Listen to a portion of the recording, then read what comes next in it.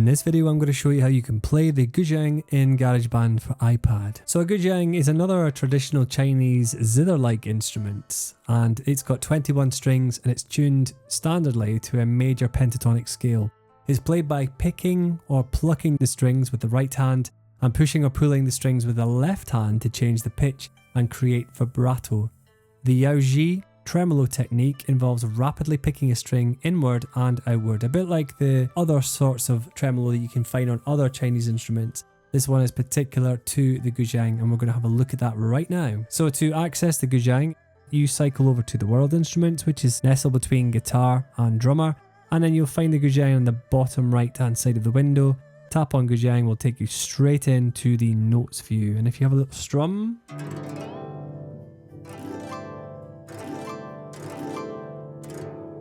we're going to switch to the chords view, our favourite view for getting instantly into a particular instrument. And we are literally going to play a glissando by swiping a chord strip up and down to play that glissando, that sliding up and down. And then we're also going to tap to play individual notes. So here's a slide.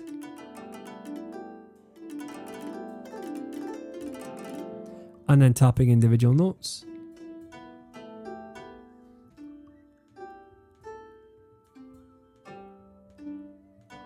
Okay, that's quite nice to be able to do that. So we get the difference between the glissando and the single notes as well in the chord view.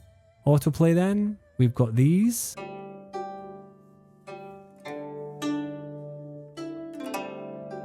Likewise with the erhu, you can only use one finger touch on this. You cannot do 2 and 3 like you can with the bass and the guitar. You can then have a look at the other autoplay in your own time. Next we're going to look at the note view, which looks a lot more scary, but actually is really good fun because ultimately it is about using these strings and tapping them to play the notes. You can tap individual strings,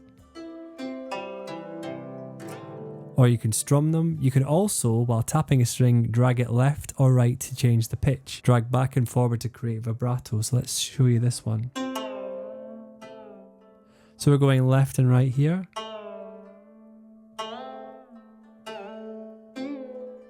And then drag back and forth to create vibrato.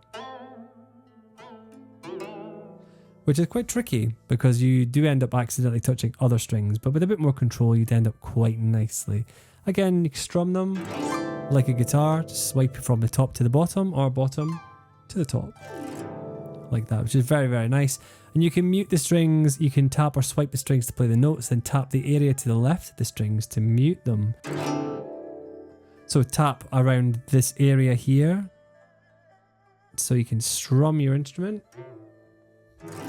and then tap to mute. And you can see that when you mute, it mutes all the strings all at once, and that's quite nice. Playing harmonics, you can touch and hold the area to the left of the strings and then play the note by tapping or swiping the strings. So here, tapping,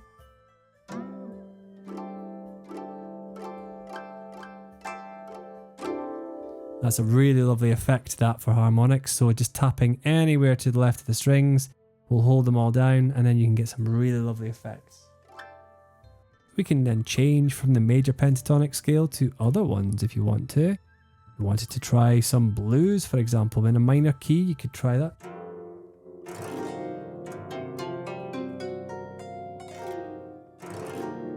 And so you can do some really unusual effects with that. And then if you weren't sure with the notes, you could go into chords and then you can have a lot of fun.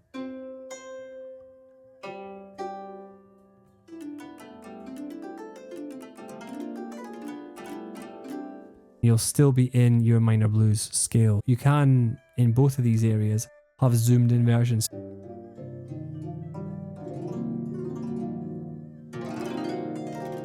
So you've got two different timbres there. You've got a picking sound, which you can get by playing the strings in the right zoom box. And then the plucking sound, you tap it in the left. Okay, so you've got that option as well, so that's a really nice feature. So zooming in can really help with smaller hands get to where you need to. So the Yaoji tremolo then, this is at the very bottom. You can see here then a tremolo. If you have a listen, if you touch and hold the Yaoji slider while playing, control the tremolo speed by moving your finger left or right. So let's have a go of that now.